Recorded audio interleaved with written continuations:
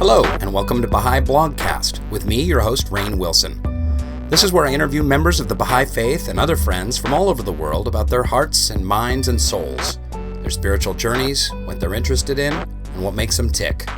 Enjoy. Ladies and gentlemen, and perhaps aliens listening into this Baha'i Blogcast, welcome. I'm so excited for today's guest. This is an esteemed gentleman that I've been corresponding with for at least 3 years trying to get on the show, and it just didn't work out or fell through the cracks or for one reason or another. And then due to an accidental email, we were reunited, and I'm so excited to have Louis Venters on the show. Now, I don't have his full bio in front of me. I would like Dr. Venters? Yeah, as a matter of fact. That's okay, what they say. Dr. Venters, to tell us a little bit about his history and background. He's a historian. He's a professor.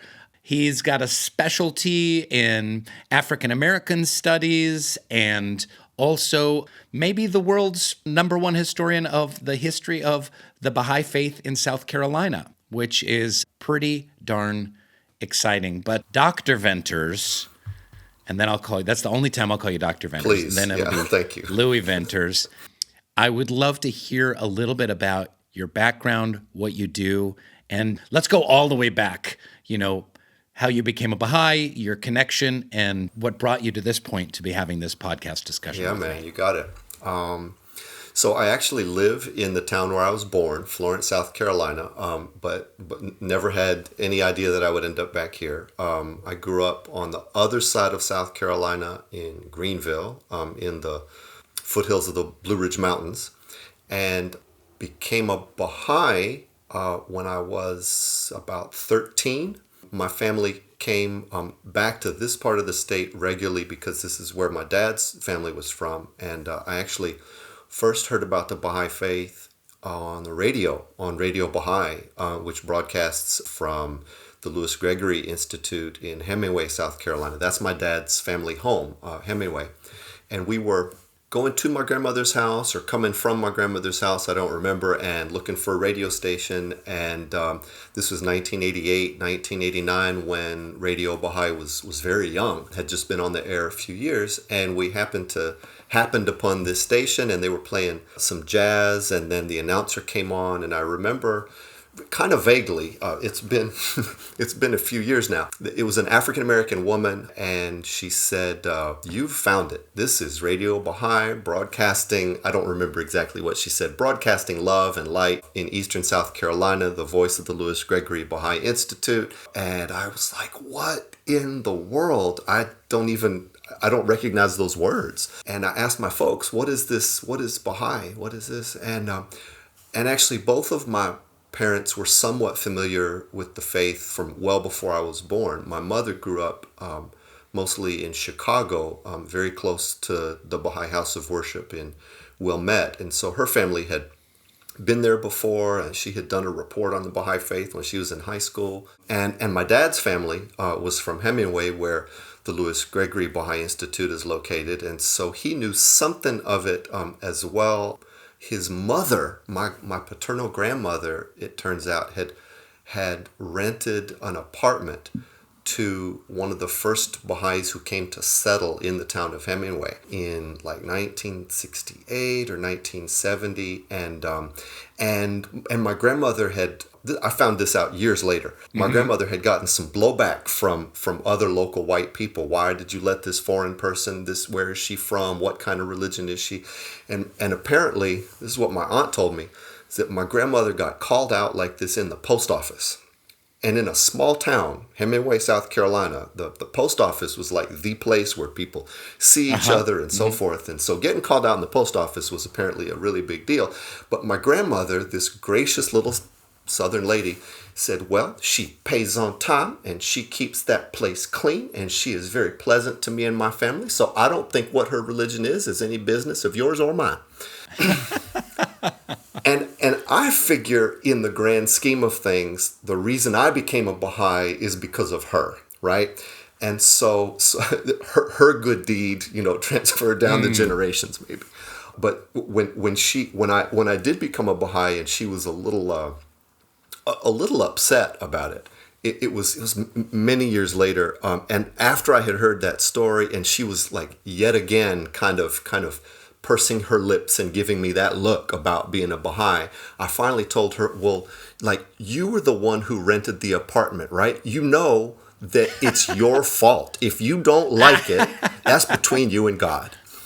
And really, after that, she started to mellow out a little bit. And by the end of her life, we lived just a few doors up from her, the last few years of her life. And we would share prayers together. And she had kind of stopped going to church. She wasn't feeling as well and not as mobile. And so I would go over and say prayers with her. And she would hold my hand like she was holding on with everything she had. And it was one of the sweetest things, really, that by the time she was, in her 90s, we had really had a meeting of the hearts. Really a blessing before she passed. That's beautiful.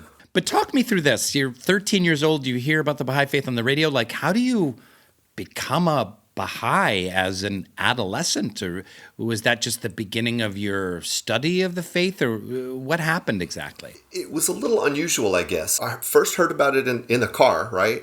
Didn't do much about it then. Although my parents kind of gave me a good impression, but they couldn't tell me very much. So I went home and I looked up Baha'i Faith in the World Book Encyclopedia. That's dating myself, right? There were actual big, physical encyclopedias on the shelf right. in our house. I remember those. And it was a very short article that really basically had some bullet points. Mm-hmm. And it was, the religion founded by Mirza Hossein Ali, Baha'u'llah in Iran in the 19th century. And there was a little bit about progressive revelation. All of the great religions come from the same God. The central teaching is the oneness of humanity and the coming age of the peace of the world. And I was like, well, this is manifestly true. That makes all kind of sense. And my only question at that point was, well, what do I do? Are there other people? Like, do I go someplace? Do I change my name? Do I have to say different words? What's my next step to be a part of this? And so I ended up getting in touch with the local Baha'i community in my town. And you're 13, 14. 12 or yeah. And you're like, hello. I was a weird and kid. What can I say? I'm just trying to picture this. It's fantastic. So the secretary of the local spiritual assembly received my letter and called my house and talked to my folks and said, I'm not entirely sure that my own children are not playing a joke on me, but I have this letter that says that there's this 12, 13-year-old kid who wants to become a Baha'i. Is this legit? And my mom said, oh yeah, that's him. Let me let you talk to him. And so she invited us to come to her home to talk to some people and learn some more and ask questions. And so my folks and I went over a few times, and I asked all my questions, and the folks who were there were just wonderful in the way that they answered, as I recall, not from their own interpretation, but they introduced me to the texts, right, to the sacred word, and to turning to the words of Baha'u'llah and Abdu'l-Baha when we have questions. They just modeled everything that now looking back, I see that they ought to have done. They did a great job. Everybody was very, very respectful of my parents. My parents never became Baha'is. They still haven't 30-some years later, although I think they both feel very, very close to the faith and, approve of my path. So I knew that I wanted to be a Baha'i. My folks were, not quite as quick to see that as I was. And there was a while when I kept doing stuff with the church youth group and so forth, and I had to go talk to our priest and talk things through about what I wanted to do. And then finally, I said, nah, I really, really want this. But so the age of maturity in the Baha'i community is 15, right? And so I was underage. So when I signed up, my parents had to sign too, and so they They approved. co-signed. Yeah, yeah. And they told me this years later as well, that they talked about this. This is our 13-year-old son, kind of a headstrong kid. If he wants to do this, if he really does, and we say no, then that will surely drive him away from us and towards it. And if something is wrong with it, then we're really up the creek, right? Mm-hmm. So what we ought to do is say yes and then just watch and see what happens, right? And follow this. Which now that I'm a parent myself, I'm like, well, that's a pretty brilliant stroke of parenting right there. They did fine. And, apparently so many years later, they're more or less satisfied with the way I turned out. I would think so. I would hope so. And becoming a Baha'i at such a young age in such a racially diverse place as South Carolina influenced your career decision to study African American studies, African American history, Southern history in South Carolina. Did those two go hand in hand? Looking back, it seems that way, although, looking out at the time, it wasn't clear. But so I was born and raised in the first generation after the Civil Rights Movement. So I grew up in racially integrated schools, and as a matter of fact, from elementary school to middle school to high school, the African American population of my school increased significantly. I had black teachers from very early on. So understanding African Americans from a very young age just seemed like, well, this is to understand reality, to understand life, to understand my environment. Sure. Like that's part of the deal. So then becoming a Baha'i in a local Baha'i community that was very, very racially diverse, and where African Americans were in many ways very influential in the tone and the culture and the priorities of the local community. Yeah. So I just felt enveloped by African American culture, by black love was just part of the way I associated the love and the feeling of being a Baha'i was the love of African American people, right? And the love of white and black people, and actually a nice sprinkling of Iranian refugees in that community. The love that they showed each other, that to me, as a 13, 14-year-old, that's what it meant to be a Baha'i, was these bonds, right? So yes, all that is setting me up, right? I didn't know I wanted to be a historian, but by the time I got to high school, I had a project to do, and I decided, okay, let me write a little bit about the Baha'i Faith in South Carolina, because these older Baha'is would tell me and the other young ones about the days of the 1970s, right?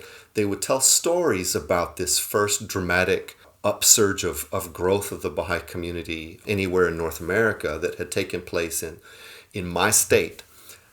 And so let me back up for a second. So as a native South Carolinian and a white person of, I guess, somewhat progressive outlook, I was, even at the time, perfectly used to my state being at the bottom of every list, right?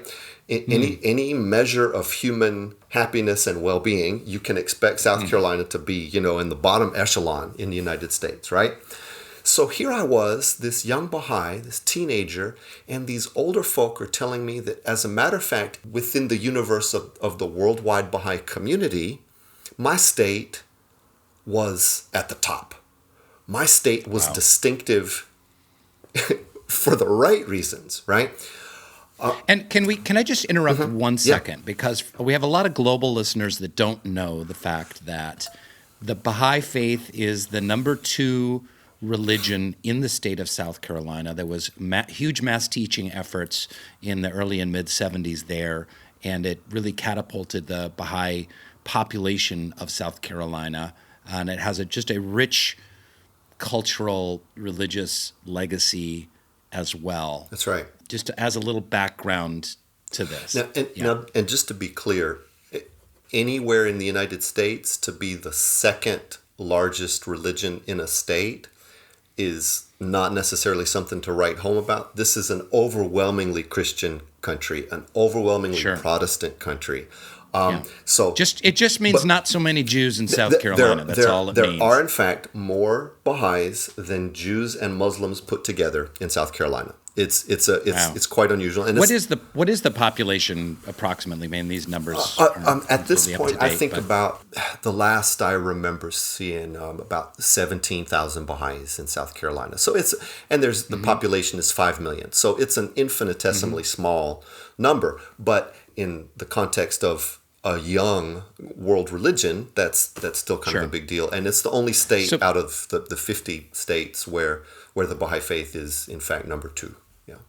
So you're going back to you. This was a source of pride. You're a young nascent Baha'i, right. And it's a great source of pride. Hey, look, we're good at something. We're number 2. We're good at teaching the Baha'i Faith, and South Carolinians are good, apparently, at responding to the Baha'i teachings, right, and becoming Baha'is. Why don't more people know about this? This seems like a great story. I'm going to do my little paper, my senior paper on this in high school. So I set out to write about the 70s, and I figured I ought to just go a little bit back and see, who was around, before this kind of upsurge. And I got back to the 1950s in the people that I interviewed and some of the documents that I looked at. I'm happy to say that high school paper has been lost. I don't think anybody will ever see that. But it was important to me because it got me started. And so I studied history in college after my year of service, and did a little bit of more work about the Baha'is in South Carolina, and then went abroad again after college and ended up back in South Carolina and ended up in graduate school at the University of South Carolina, knowing that I had this in my heart that somebody has to write about the Baha'i Faith in this state. Yeah. Who is going to do that? I don't know how to do. I want to do that. I don't know how to do that. Somebody has to teach me how to do that, right? So I have to go and get some more school to do it. And so I walked into my first class in graduate school, and the class was African American Intellectual History. And I was a little bit terrified. The professor was clearly brilliant, and I didn't know whether my topic, let me write about the Baha'is in South Carolina. I didn't know if this was going to fly. I didn't know if I was going to get laughed out of the room. And what he did for that class was to ask each of us to go around the circle and share an intellectual biography of ourselves, right? How did you get to this place? And so it finally got around the room to me. And I said, oh, what the hell? I'm just going to say it. And so I did my intellectual biography, and I said, and in terms of what I'm hoping to do in graduate school, I'm really interested in the Baha'i Faith in South Carolina and interracial fellowship, and maybe how that intersected with the civil rights movement. There's this one particular figure that I've already studied some. His name is Louis Gregory. He was a Charlestonian, and the professor interrupted me. And the professor leaned across the table and looked at me, and he said, Louis Gregory? You know Louis Gregory? And I was taken aback. I said, well, no, he died before I was... Oh, yes, I know of Louis Gregory. I was totally flummoxed. And he said, Louis Gregory was an intellectual.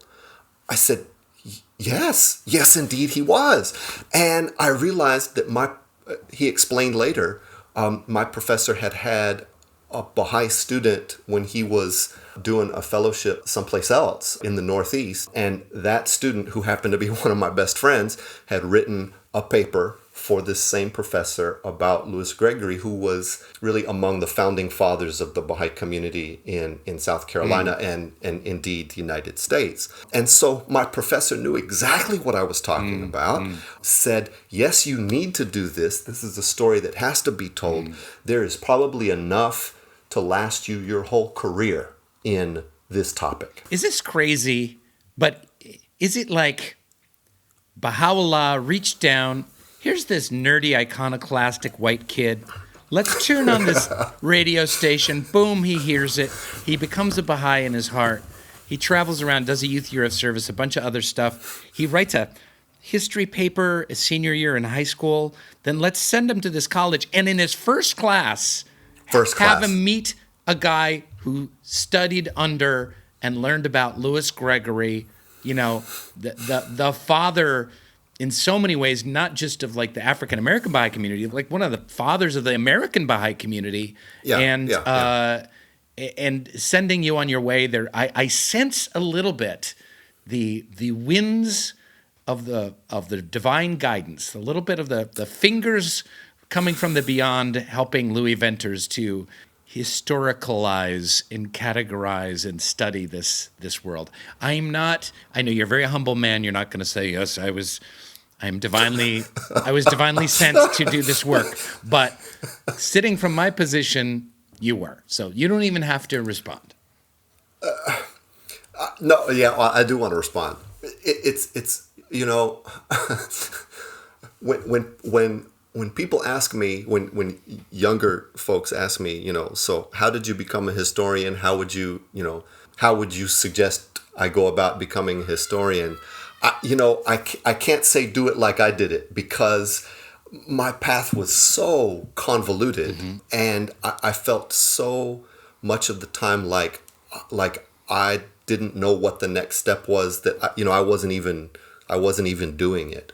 So I don't know what to say, except that it really feels like I ended up in the right place at the right time, and I'm grateful. And when I complain about too many of my students' exams to grade and so forth, and trying to balance all the things in my life, like I try and remind myself, listen, this is my bliss. This is exactly what I wanted, and it's been given to me. So shut up, stop complaining, just do the work and enjoy what you got.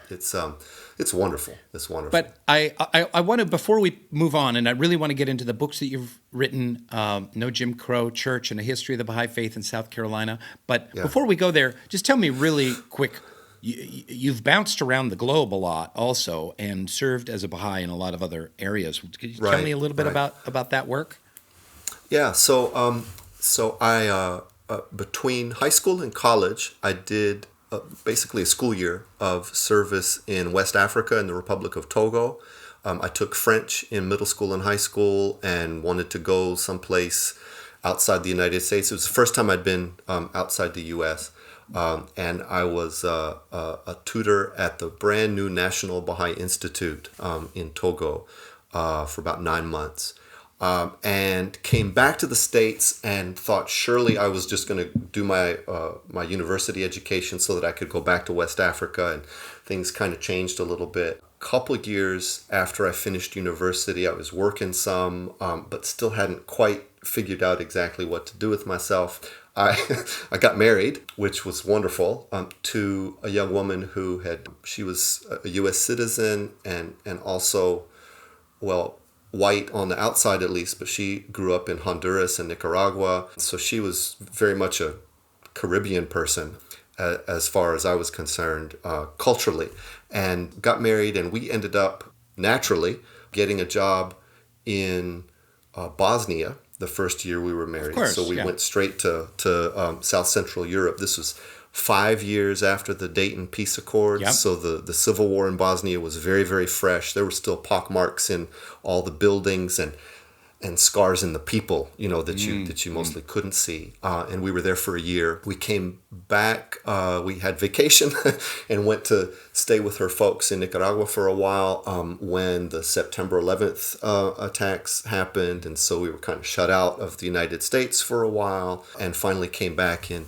2001 and have made our home here since then. So, but I do feel that international experience just changed the trajectory of my life completely, especially starting out in Togo. I knew by that point how something about African culture in having been transported across the ocean because of the slave trade, and how how African many Americans were, right?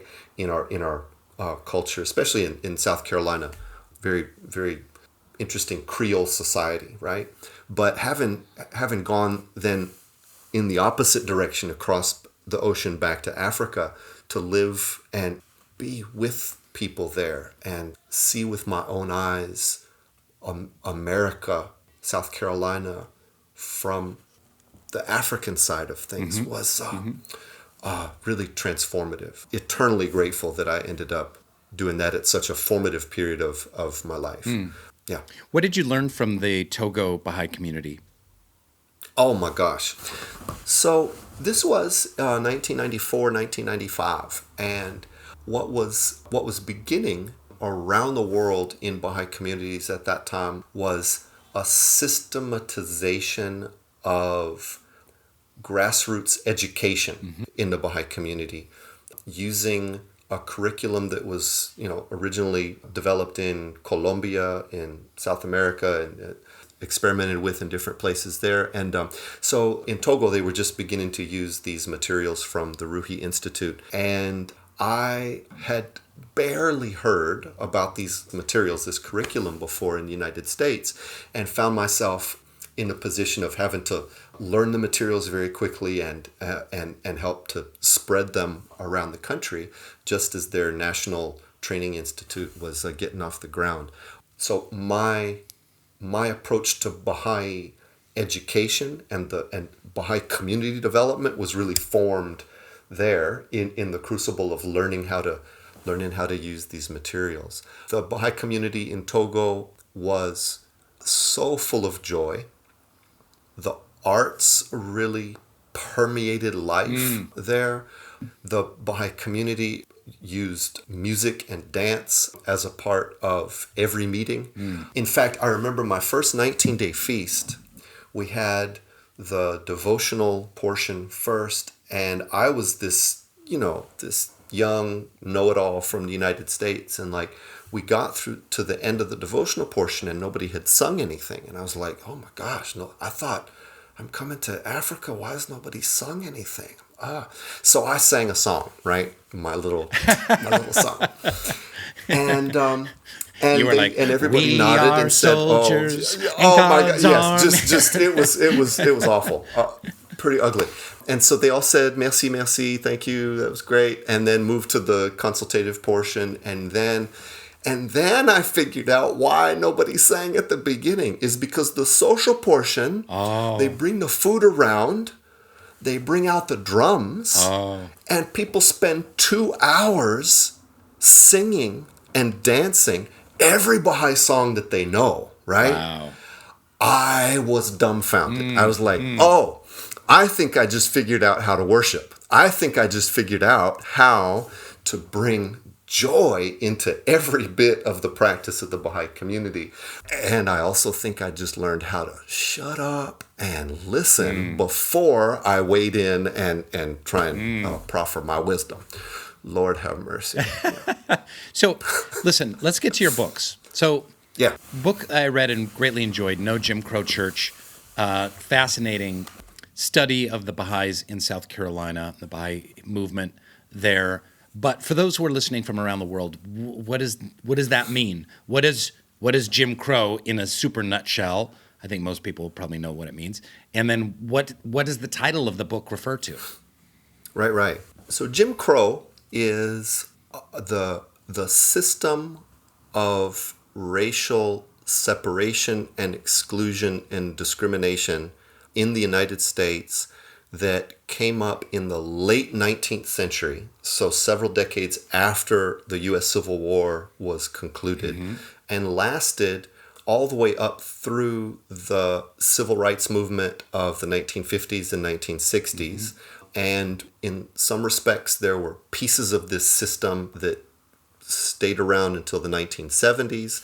And there are ways in which you could say Jim Crow in terms of neighborhood segregation, like residential segregation, the mass incarceration in the United States, particularly of black and brown men. There are aspects of the Jim Crow order that persist and cast a very, very long shadow over the United States. But the height of this system is, say, 1890 to 1964, 1965, with the passage of the Civil Rights Act and the Voting Rights Act, that was really the legislative high point of the civil rights movement. And so this is the system that we mostly associate with the South, the southern United States, where in the 19th and first half of the 20th centuries, that's where the vast majority of African Americans lived, was in the South, where the system of slavery had been most prominent. And it was segregation in public spaces.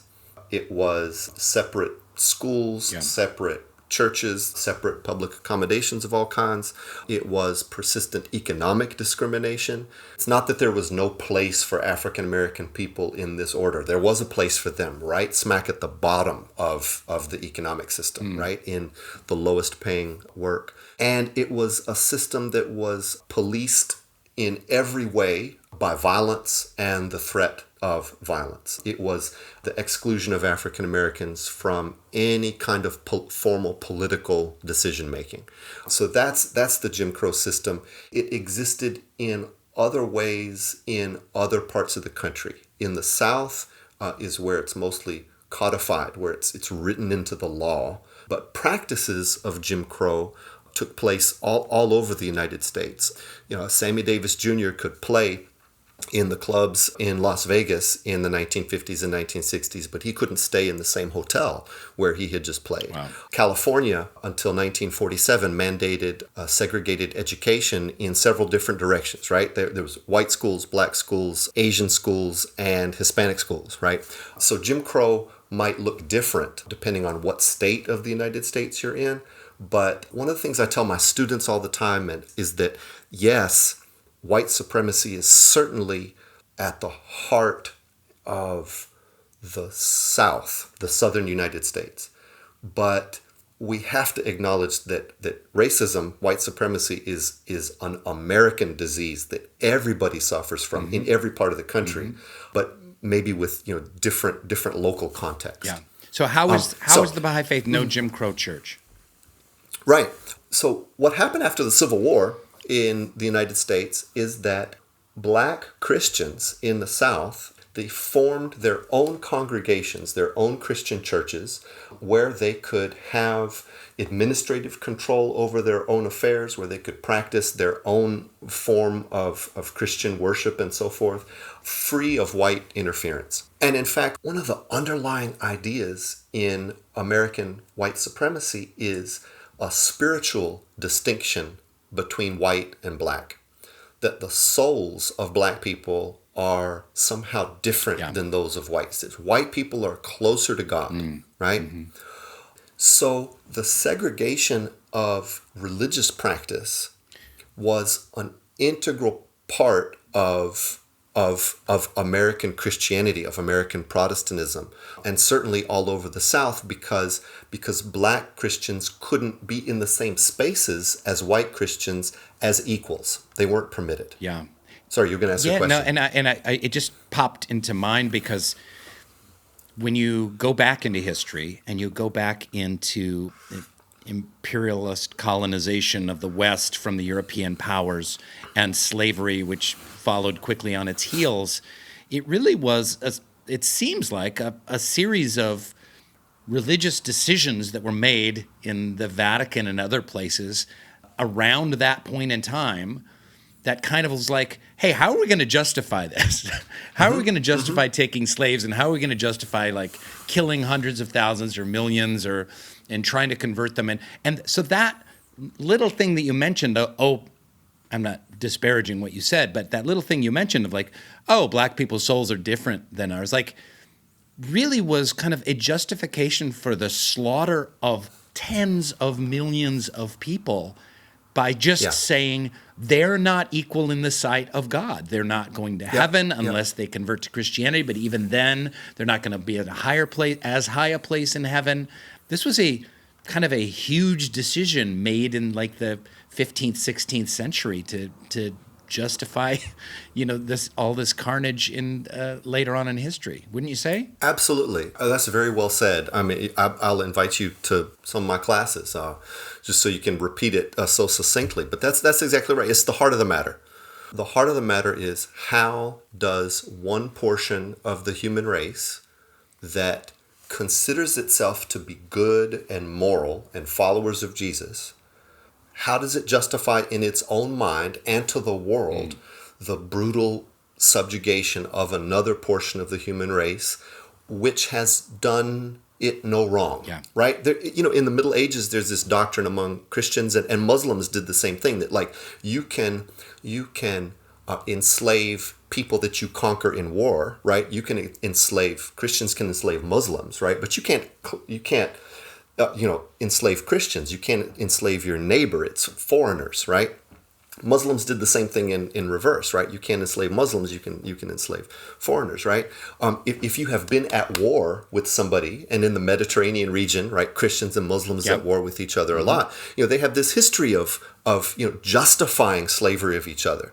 But then, once those Portuguese went all the way around the bulge of West Africa and found, sub-Saharan Africans, there were lots of goods that they were interested in. The first reason that they went down the coast was for African gold, right? Mm-hmm. It wasn't slavery that they had in mind at all. Mm-hmm.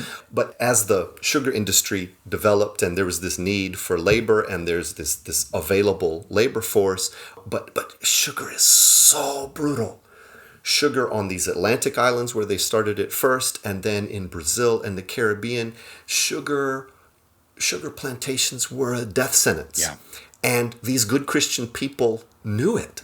They knew it full well. Sure. They knew that these sub-Saharan African people were not their opponents in war, right? There was the traditional justification of why you can take them slaves. Like, it's out the window. We have to come up with something else so that we can sleep at night. And they casted around. There was a number of different strands and threads and different kind of ideas. And what they settled on was, maybe God created them too. Maybe there was still one creation, but something happened to those people. They are less favored in God's sight and way far down the chain of civilization. And so actually we are doing them a favor by enslaving them and exposing them to civilization. The mental gymnastics that have to ensue when you know that you are committing spiritual sin, right? Mm-hmm. Your soul knows that what you're doing is evil, and so that little brain has to come up with some way of making it work. And I think that, in a nutshell, that's a fine way of explaining a great deal of American history in the United States and really throughout the Western Hemisphere. The mental gymnastics and the fragility, in a way, the psychic fragility of white people who construed themselves as white, who defined themselves. Finally, it wasn't Christendom that Europeans talked about anymore. It was whiteness that they talked about.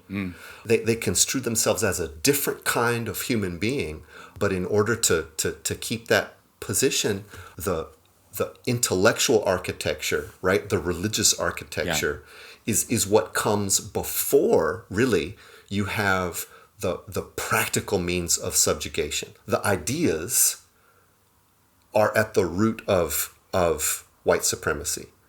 Yes, it's an economic system. Yes, it's a political system. But we have to interrogate the ideas as much as anything else. So take us back now to no Jim Crow church. They were allowed to have segregation of worship, so there were black churches and there were white churches that formed in the 20s, 30s, 40s. Right. So when the Baha'i Faith arrived in the United States in the 1890s, it was just as this system of racial segregation was beginning to harden and take on new life. 1890s is when the Jim Crow system really comes into being. So the Baha'is very quickly, as people of different kinds of racial and ethnic backgrounds came in contact with the faith, they had choices to make very quickly about what does an American Baha'i movement look like?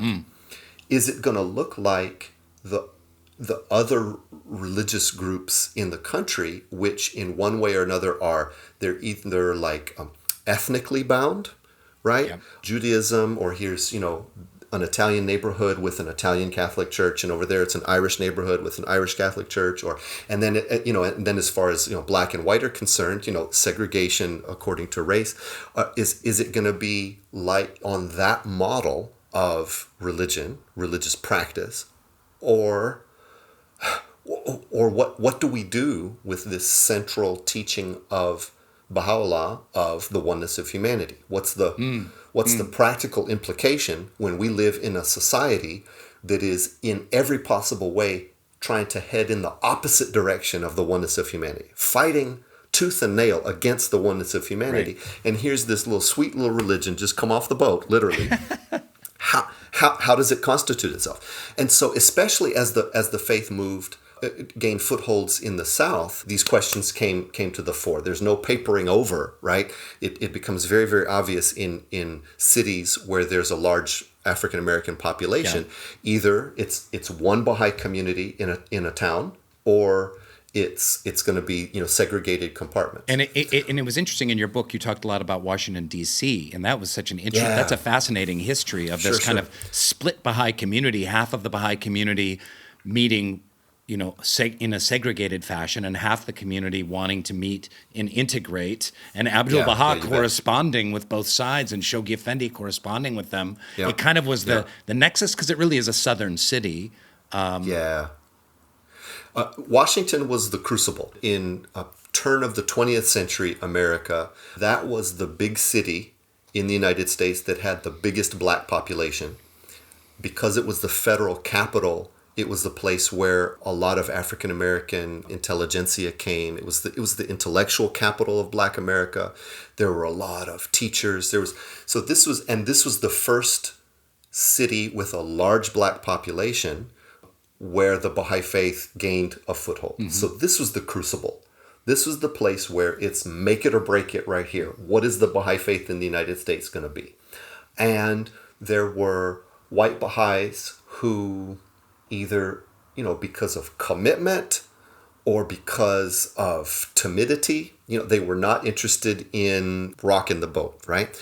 And there were others, white and black, who said, this boat is meant to be rocked. That is, in fact, why there is a new manifestation of God. It's precisely to rock this kind of boat.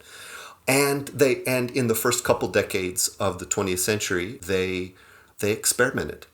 And they stepped on each other's toes and hurt each other's feelings and did their best to be obedient to Abdul-Baha, the center of the faith, who constantly advised them to be together, to be together. Don't get yourselves killed. Be together as much as you can. Uphold the standard of the oneness of humanity. Push as much as you're able.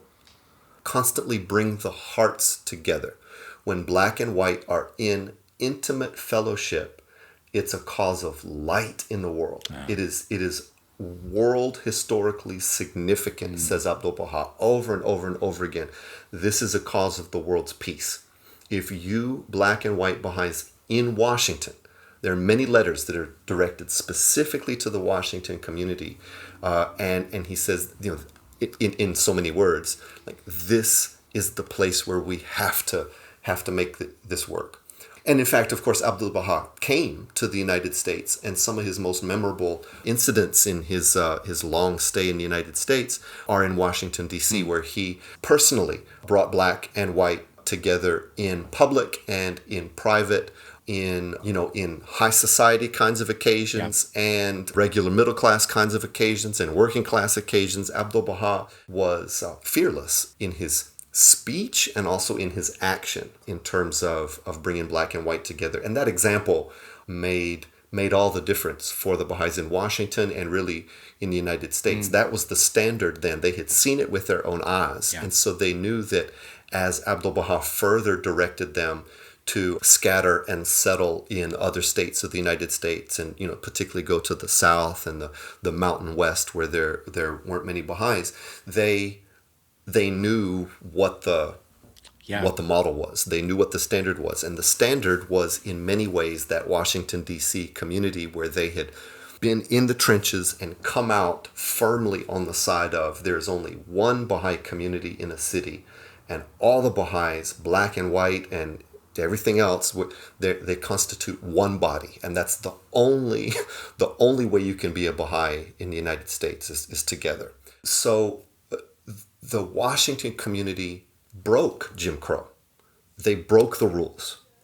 They created an alternative reality in the very, very early 20th century. And they were virtually alone among religious communities in the United States at the time. As the faith moved south more and more in the 1920s, 1930s, there are even more localities, cities and towns where the same kind of challenges that Washington had encountered are now being replicated, all over the South, and similar kinds of personality differences and differences of approach. And the further south you got, the more rigid the standard of Jim Crow became, and the harder it was to transgress, right? The more dangerous it was to transgress.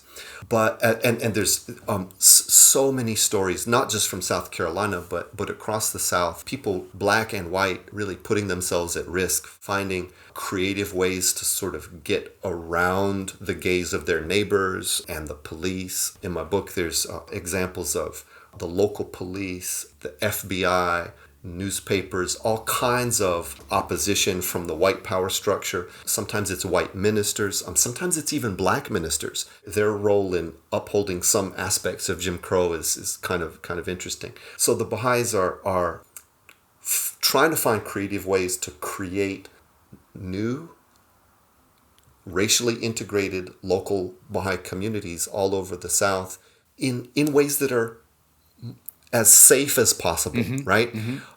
It was really hard.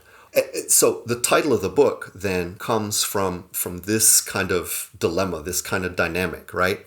How is the Baha'i Faith going to grow and develop in the United States, in the South in particular? Is it going to be just like all the other Jim Crow churches, right? Or is it going to be something different? And I think, the point of the book is, it was small, right? Numerically small in the period that I cover, but quite significant, right? Major transformations in a society usually don't start with the masses of people adopting new ways of thinking, right? There's a creative minority, small pockets of people. The abolitionist movement was like that. The women's suffrage movement in the United States was like that. It's small groups of people who are motivated by a new vision and put themselves on the line. And in retrospect, make all the difference in the world. So these little Baha'is in Greenville, South Carolina, and Columbia, South Carolina, and North Augusta, South Carolina, who were sometimes having to go through the back door in each other's houses to not stir things up, and then they close the curtains and would have their Baha'i meetings where they're serving each other, black and white, serving each other tea and refreshments and praying together, right? Neither black nor white is in charge of the Baha'i community and letting the others come as guests, right? No, we're doing this together. It didn't look like revolution, right? They didn't grab the headlines everywhere they went. But in the history of this spiritual aspect of white supremacy, right? The act of black and white sitting down together as equals, sharing a meal together in loving fellowship, tea and cookies really do become weapons of revolution, right? In that sense. That's fantastic. The way you describe that and summarize it, it's so beautiful. It's so moving. It stirs my heart to think of that act of spiritual revolution of closing the curtains and serving each other tea and cookies. It's so beautiful. And quickly, because I want to get on to the mass teaching of the Baha'is in the 1970s, but what role did Louis Gregory play in this? Hand of the Cause, Gregory traveled a lot in the area during those years in helping form these communities. Sure. Louis Gregory was instrumental. He was born in Charleston, so he was a native South Carolinian. He grew up in the the first generation after the Civil War. And when he became a Baha'i in Washington, D.C., where he was living, from the very beginning, he recognized that his work was to bring the faith to, particularly to more African Americans, and to help the Baha'is to cement this interracial movement and to represent that to the world and to learn from other progressive voices in the United States, how to keep the Baha'is moving forward and how the Baha'is could encourage others in the United States. The Urban League and the NAACP encouraged them to continue their vital work. So he served as in a number of ways, right? So he traveled all over the South and all over the country. And in his travels, he would do a number of things. He, depending on the circumstances, he helped found local Baha'i communities. Yeah. He always sought out intellectuals, teachers, African American and Euro American and other leaders in the local community who seemed progressive and would share the Baha'i faith with them and would also then report back to the national Baha'i community. Here are the people that I met in Nashville. Here are the people that I met in Greensboro. Here are the people that I met in Columbia. So kind of serving as a bridge in terms of discourse in society between the Baha'is and other groups that were particularly pushing for racial justice. And in South Carolina, he visited Charleston, his own hometown, many times. Columbia, Orangeburg, where there are two black universities, Greenville, where I grew up, and that part of the state, over and over and over again. From 1910, his first Baha'i teaching trip, undertaken just a year after he became a Baha'i himself, all the way up through the 1940s when he was too frail to travel. So to the very end of his life, he kept coming back to the South and kept coming back to South Carolina. And there's some truly precious photographs of Mr. Gregory with local Baha'is in South Carolina. There are plenty of newspaper articles that attest sort of the speaking engagements and so forth all over the state. So he left his mark tangibly, right? We have these records, but also he certainly left his mark in people's hearts. Well, in some ways, he created that foundation which allowed for the mass teaching efforts of the 70s. And I don't know much about it. I was a little kid Baha'i in the 70s, and people like, oh, everyone's going to South Carolina and going around and teaching, and I heard there were great struggles and great difficulties during that time. But can you give us a mini history about how all of that work of Mr. Gregory's leading up to 1971 and kind of the launch of the mass teaching movement and the kind of... So when Mr. Gregory first came south to share the Baha'i message in 1910, the report that he wrote afterwards said, I was able to share the glad tidings with some, 800 or 900 people in these 8 cities and towns. And everywhere I went, people were enthusiastic. People accepted the message. Now, the National Baha'i Community in 1910 had a rudimentary administrative structure. So those people may have expressed that they believed and identified themselves somehow as Baha'is, but the system of sort of keeping track and nurturing those into new little local Baha'i communities, that had yet to be developed. But there from the beginning, he says that if, especially to use his words, the colored people of the South will respond in great numbers to this message if it is delivered to them with fragrance, right? That's how that first report reads. So from the very beginning, he knows that there's the potential for a great response, that this message will be transformative. Now, the problem is, in the teens and 20s and 30s, when a whole lot of black people in the South get together in public or in private with a new and radical message, people get hurt. When labor unions do it, when the communists show up in the 1930s. So anything that has to do with interracial cooperation, anything that has to do with empowering African Americans, is their violence will come. And in fact, there are ways that we see this under the Jim Crow regime. In North Augusta, South Carolina, there was, in the 1930s, there was this great document that I found. It's this older Baha'is recollections of when she was younger in North Augusta. And she said that, so there was a Baha'i meeting that started in the home of a working class black woman. And at first they spoke to just a little room full. And then the next week they spoke to a room and another room full. And then the next week it was the whole house and the porch. And then the week after that, it was a whole yard full. And the way she wrote it was, and then after that, to a great gathering, right? As if a house and a porch and a yard full was still small, but then it was a great gathering. But she said, then the house became suddenly dark and closed to us because the authorities found out that there was a large number of colored people gathering together, right? So here you have this an additional testimony, right, of, I don't know, what is that?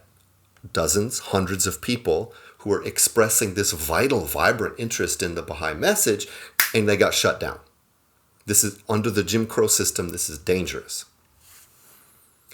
What happens then when the civil rights movement progresses to the extent that it becomes less dangerous for African Americans to express themselves in public? What happens when the civil rights movement registers enough victories, right, at the federal level and then, at the state and local level, that the Jim Crow system starts to, there are cracks in the system, right? And there's ways that you can break through the system, and people are not as likely to get hurt and killed. That's when the Baha'i Faith is finally able to really begin to flourish, right? So the ground was so hard that these seeds had a hard time sprouting. But then, the civil rights movement comes in and tills the soil, and then you come and share with Southerners, black and white, that, there's a new messenger of God that has come to the world. The reason for all of the upheavals that we're experiencing in our society and around the world is because of the force of this new message.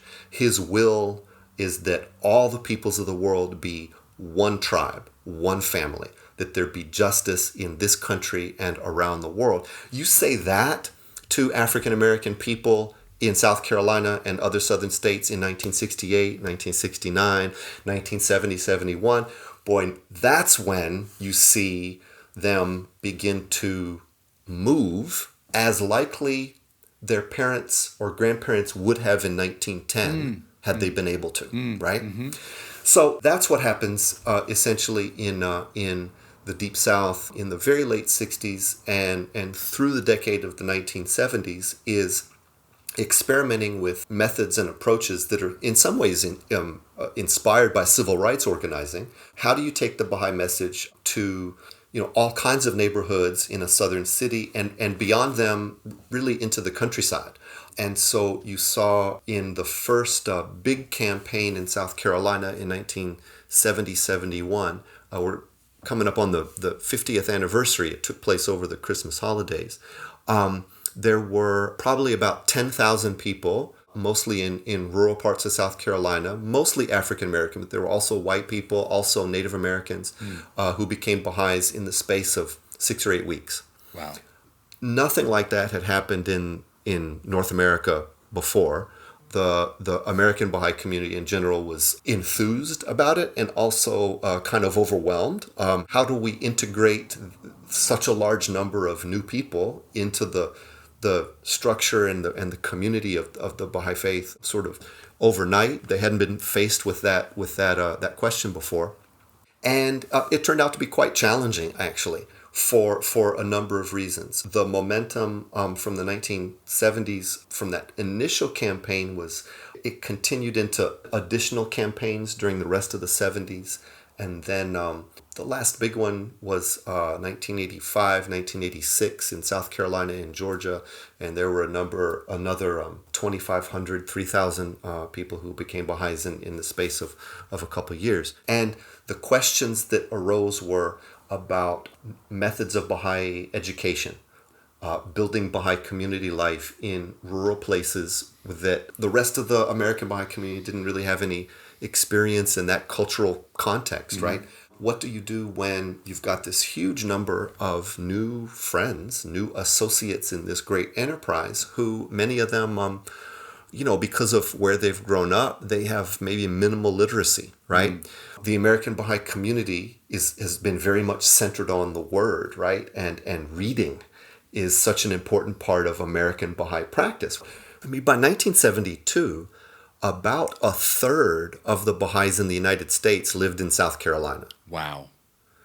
There were, 60,000 Baha'is in the country and 20,000 Baha'is in South Carolina, right? What do we do when that many of us are from such a different cultural and socioeconomic situation, right? So there was energetic experimentation in South Carolina, other places in the Deep South, with transforming the Baha'i community, right? Not just acting upon these new people, but these new people, quote unquote, they also transformed the American Baha'i community, transformed its identity. When American Baha'is say, who are we, right? By the 1970s, a big part of that question is, we are Black Southerners. That was a new thing in the American Baha'i community, right? By the 1970s, when American Baha'is say, what is our purpose, right? To a large extent, a lot of that question is, our purpose is to uplift, to liberate the human potential of rural communities across the South and the West, right? People took the successes in South Carolina and went to other places in the United States with similar kinds of methods. Let's see about this population. Let's try this in my town. This was a part of a movement all over the world, really, in the 60s and 70s and 80s, all over Africa, Latin America, and the Caribbean, a number of places in Asia and the Pacific. There's similar kind of movement of people in what people called at the time, the third world, right? Moving into the forefront of the global Baha'i community. In fact, the world Baha'i population shifts decisively in these decades towards the equator, right? So South Carolina, you see as a part of this process that set the whole Baha'i movement on a new path of developing human resources in every possible cultural milieu, in every possible social and economic situation, the developing the practical means for unleashing human potential. And so South Carolina was involved in that really huge process that has lasted a number of decades, and the fruit of it now is the Training Institute, this system of education that at this point really spans the globe. It's open-ended and self-replicating so that as people come into it, they themselves move into the forefront of then bringing others into the system and training them. It's South Carolina's fits and starts and challenges over these several decades were a part of developing this system. And it's I remember talking to someone at the Baha'i National Center about the media campaign that they did in the late 90s. And they had 100,000 people call in. That's when they set up the 1-800-22-UNITE number. And there was no follow through. And they realized swiftly, we always thought the problem was going to be finding interested people. No, there's interested people out there. We don't know how to bring them in. We don't know how to fold them in. We don't know how to deepen them and bring them into community life and connect with them. There's no follow through. So I imagine that those lessons learned during that time were very much reflected in the Institute process and the core activities of the late 90s, early 2000s kind of coming onto line. Hey, we're going to need a foundation to to bring people in through a sequence of courses, get them praying together, take care of their kids, home visits, all of this stuff maybe was out of those valuable lessons. Well, I think in a nutshell, one thing that became quickly clear starting in South Carolina was, okay, it is amazing to have 10,000 new Baha'is in the space of 6 weeks. But maybe we should have backed up a little bit, right? Maybe that's actually more than the structures of our community at this moment can handle, Yeah. right?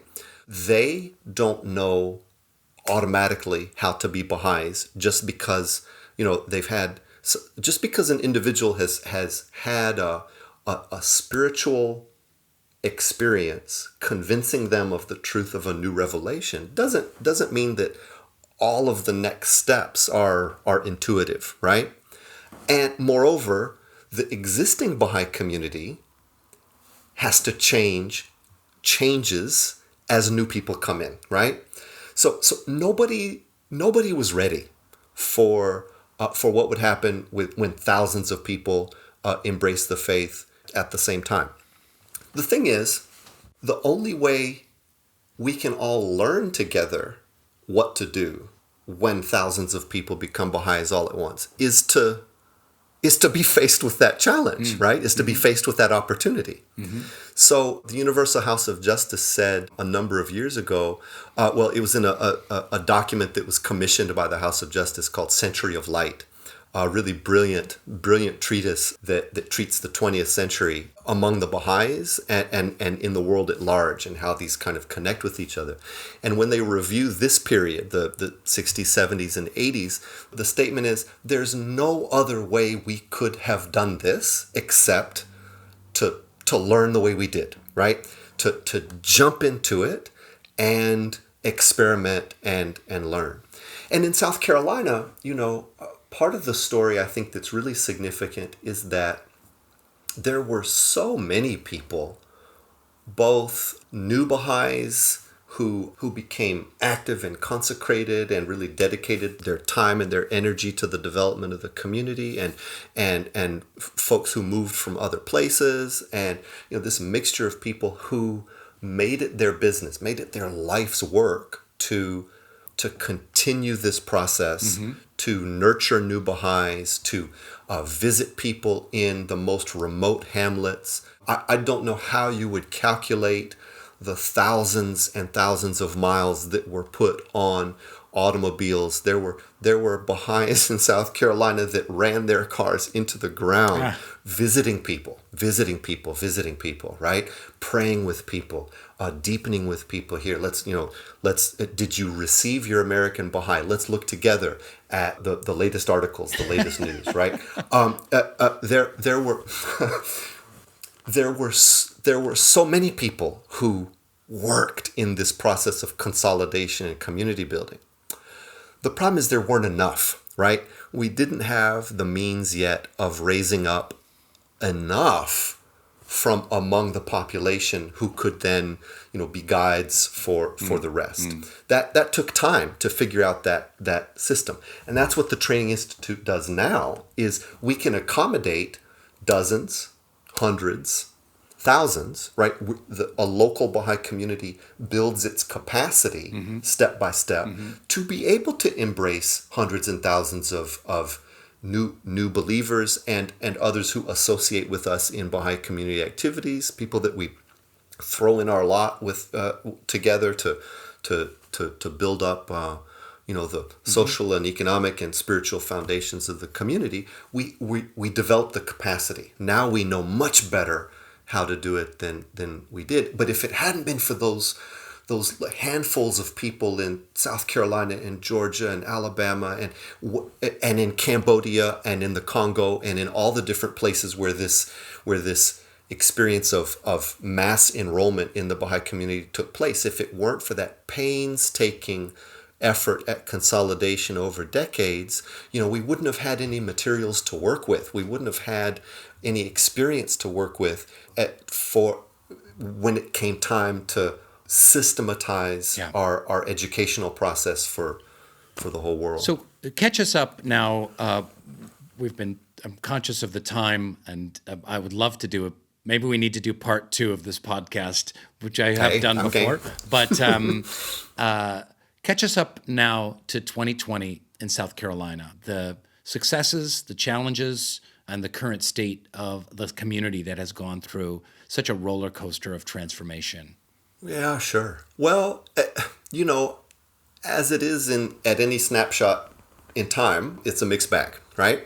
So the huge numbers of the 1970s and the 1980s, I mean, we haven't seen anything like that in a while.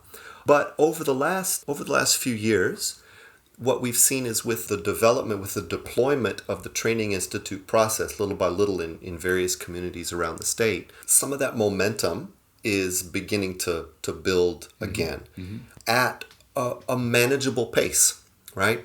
We see that whenever they're presented, children and grandchildren of people who became Baha'is in 1970 and 1980 are among the first people in a community who are ready to pray and study and work and start to build, right? There still aren't enough people to initiate this Training Institute process in all of the localities in South Carolina where there will be a ready response. Wherever we've tried it, it's been successful universally. There's a no doubt that the spiritual receptivity of people hasn't changed all that much since 1970, since 1910, right, when Mr. Gregory first spoke about it. Letter, So in my community of Florence, we've had some really great success in the past couple of years. There's a lot of mostly African American young people that have been attracted to the Baha'i community over the past couple of years. I don't have all the latest numbers, but we've had 20 or 30 who've embraced the faith formally over the past year or two, and way more than that are participating in devotional gatherings and study circles, beginning to animate junior youth groups and teach children's classes. So we have more than a few hundred people, including family members and so forth, that are involved in Baha'i community life to some degree or another. Of course, the pandemic, like everywhere, has sort of changed things. And now the Baha'i children's class that my kids are in on Zoom we're with like one other family in Florence and a few in Charlotte, North Carolina, one in Manhattan. They're cousins in Boston sometimes. So community life is changed a lot over the past few months. But I would say that the time is right in South Carolina. I mean, particularly because of the political upheaval that the United States is experiencing. This this latest kind of national reckoning about the history of white supremacy and trying to decide, what kind of country are we going to be? Is a country where everybody belongs or where only a portion belong? South Carolina is at the heart of that discussion, and it has been since the colonial period, right?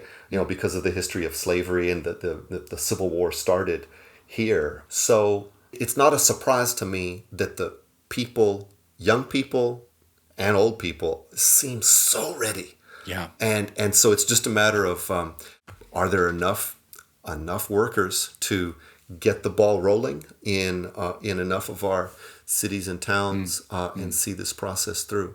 I think it's very promising. Very promising. I don't think all that all of that effort for so many decades, it was certainly not a waste. The fairest fruit has yet to appear. I think the best days are yet ahead. We can look back and to this kind of golden opportunity in the 1970s. That's a foretaste of the next stage, I think.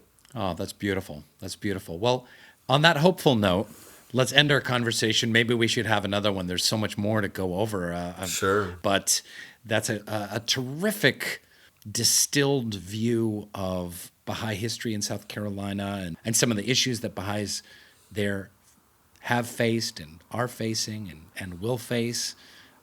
Hopefully it provides inspiration to people all over the globe that might be listening to this. If you're a Baha'i in South Africa or Cambodia or Mongolia, that there's applications of this specific history to your own community. So, Dr. Louis Venters, thank you so much for sharing from your just treasure trove of history and information. It's so exciting, and I'm truly grateful for the work that you have done that was launched by a little listen on a radio station and then by a little history paper in high school into this wealth of knowledge. Thank you so much. I'm so grateful. What a pleasure. Thanks for giving me a chance to share.